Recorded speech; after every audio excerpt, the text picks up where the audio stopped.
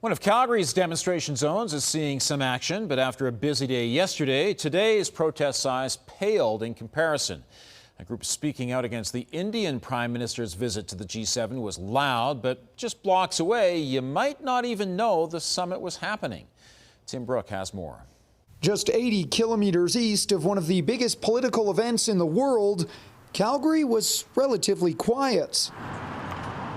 Yes, there were some road closures and more police downtown and in front of federal buildings, but the core wasn't as unruly as expected. Many companies told staff to work remotely. It's pretty quiet, business as usual. There's no interference for me. I didn't notice anything different. The one group that did protest tried its best to make up for its size with its volume.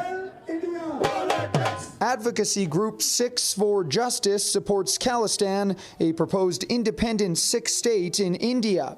They're against the G7 invite given to Indian Prime Minister Narendra Modi. Under his government, there's a serious threat and immediate threat to the Sikhs. Relations between the two countries have been rocky since Mounties and the former Prime Minister accused Indian agents of killing a prominent Khalistani separatist. Those here wonder why Modi was welcomed in. We understand that international trade is important, but equally important are human rights and right to self-determination. It was all a lot tamer than Sunday when hundreds representing multiple groups made their voices heard in front of City Hall and down the streets.